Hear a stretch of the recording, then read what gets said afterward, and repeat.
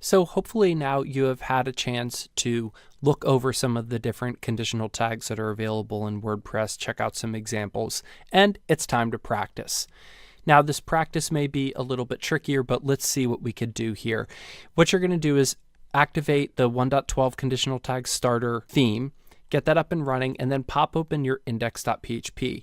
And you're going to see there a bunch of comments trying to get you to write conditional statements that will return true if that condition is met. Now you may be able to get all of them, you may not be able to get any, but try adding as many pages as many of the conditional tags as you can. Now, because again, there's no navigation yet that we've implemented in this theme, then you're going to have to test this by going into the admin area like we did before and clicking on a post or a page, or using the customizer to set the home page or the blog page, static home page versus blog listing. And also, to test some of these, you could just type in /category or /tag, etc. to get that URL directly. So take a stab at this. Also, you might need some things like the double ampersand. This checks to see and if two conditions are met, or the double pipe character. This checks to see or if one or the other of two conditions are met, and then the exclamation point, which means not. So if you say is page with an exclamation point in front of it, so exclamation point is page would be, is it not this page? So those are some helpful tips for you. See how far you could get. Don't feel defeated if it's just confusing and not making sense. Some of this stuff is actually a little bit confusing at this point. So see what you could get through. Go ahead, stop here, see what you could get through, and then come back and we'll pick up and I'll show you how I would approach these. All right, so I'm just going to start at the top here. And the static front page is pretty simple in theory. What we're going to say is front page. So that's our template tag for it. Again, if we're going to write conditional statements in this way, we put the colon here and then we have to end if right down there. So if this works, we could say static front page. Okay, so let's just go ahead and test this real quick. In my customizer, I can come to static front page, make sure that I'm on it, and it displays. Great. Now, what if I go to latest blog posts? Now we've got an issue.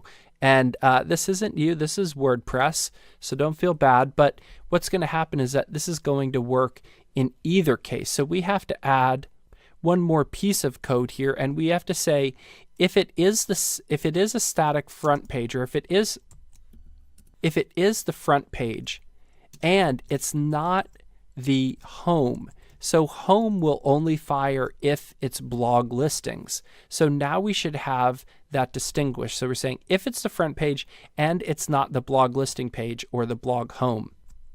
So now if I reload it, come into my static front page and switch to this, notice that that disappears. Okay, so that's really helpful to know. A little bit funky, but that's just how WordPress works. Now, the next one's going to be a little bit simpler. I could just say PHP if is home, because this is only going to fire off if it's on the main blog post listing page. So that could be if you assign it to be something like your blog page, or it could be if it's your main home page. So either way, this should work, and we could just say h1 blog. So now if I refresh this here and come in and switch to that, it'll say blog. So that's great.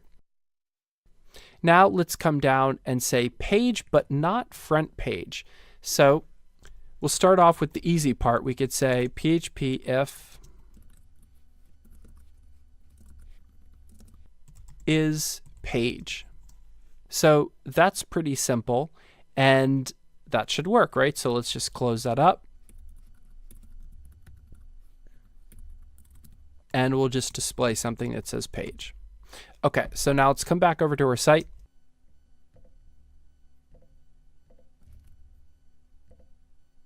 And let's just switch to a static front page. Now we've got a problem. Now notice that this is working for if there's a static front page, but this statement is also true because not only is it your home page, it's also just a regular page. So this is a place where we're going to have to expand this a bit as well. So what we'll do in this case is we'll say if it is a page and it's not is front page, then go ahead and display it. And that should give us what we're looking for there. Now let's come down and display a single post. So we could do something very similar. We could say PHP if is single, and that is referring to if this is a single blog post. And we're just going to say post. Cool. So let's go ahead and test that. And we could test this a few ways. We could throw up our latest posts. No, that's not going to look through.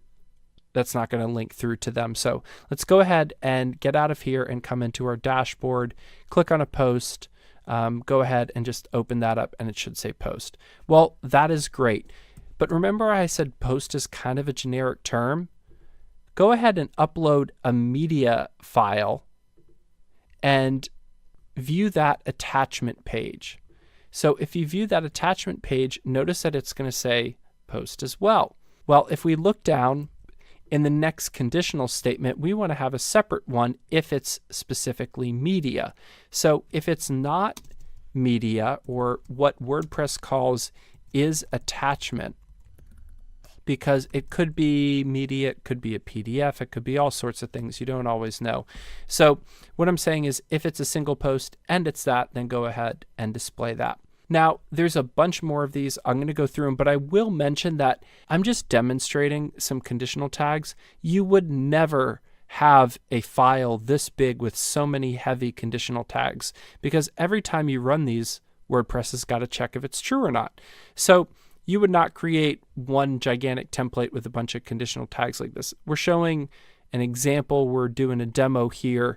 And as we go through the course, I'll show you some best practices and how you would never build a theme this way. We're just playing around and trying to get familiar and comfortable and understand kind of how it's working. So if I come back into my theme now, notice that no title there. And what I'm going to do, I'm just going to speed this up a little bit, and I could copy and paste this, change it around a bit to say if is attachment. And then I could label this attachment. Again, we should be using the echo, getting strings that we could translate of text, but we're not worried about that in this particular demo. So now I could see that it's an attachment, and if I go back to my post from before, we could see that it just says post and it doesn't say attachment. Okay, so coming down to the categories. So if it's a category archive, I could find that out as well. And I could say if is category. There's also has category, so that one might be helpful. Like if you're in a post and you want to see if that category exists or is in there and style it or do something special with it, you could do that. So if is category, and I'm going to introduce you to a new tag here. We could say single cat title. And what that allows you to do is get the category for a category page outside of the loop. So let's go ahead and test that out. And in fact, we'll just do this real quick. I'm going to copy and paste this into the tag. We could test it at the same time. And it's got a corresponding template tag as well. So let's come over, and the way we're going to test this is we could just put /category and /tag in. So if you have your site set up to use pretty permalinks, you do want to be using that to have this work. Okay, so to test this out, I'm going to come into posts, come into a category, and click to view it. So notice that I go /category and then a specific category. You could just type that in as well if you just have one and you know what it is. So notice that that's going to give us what we want. If we come back into the tags, and again, if you don't have one of these, you've got to assign them, but I've got a few set up already, so I'm just going to click into there, and we could see that that is displaying as we would expect as well. So a lot of powerful things we've got going on here. It probably won't surprise you. I'll just copy and paste this to make it kind of quick. Is author. And this could be if it's an author page. And the tag for this is a little bit different. The archive title. Again, you don't have to know these yet. I'm kind of sprinkling in some stuff a little bit early, and we're going to come back and look at that. And we could test this simply by if you type the word author and then whatever your username is. You have admin access. There's probably posts assigned to you, and then you could get that information back. And we'll show you how to customize this as well later and some different ways that you could do this. But again, conditional tags. We'll take a look at 2 more of these. This is going to be pretty much the same. It's just going to be is date. You could drill down. Is it a month page? Is it a year page? Again, that's going to look pretty much the same. And then finally, I'll show you one last one. I'm just copying this block again and again, and that's is 404. So maybe you saw that was an option. That's just going to see, is it a 404 error? And here we should probably use some sort of template tag to filter our statement, but I'm just going to type the word 404. So if I come into my site now and I have no page called 404, I'll just put 404Z to make sure, okay, that doesn't work. And if I were to simply type a year in using the normal permalink status. Okay, so there you have it, a bunch of conditional tags. Now, this was an example to the extreme just to demonstrate how template tags work and how specifically conditional tags work. But really, we're going to come back to this topic later and get some best practices around it. Again, you don't really want to approach conditional tags in this way because it can slow things down, and WordPress has better mechanisms for going about doing some of the things that we've seen in this example. So really what you want to take away at this point is that you can check to see if conditions are met. WordPress has a bunch of these different tags. Sometimes they might not expect exactly how you would think, so you might have to play around and do a little research, but they're there. You're going to come across them, and they are helpful to know. So take some time to play around with them, and then we're going to get into our last little thing here on PHP for WordPress, and that is hooks.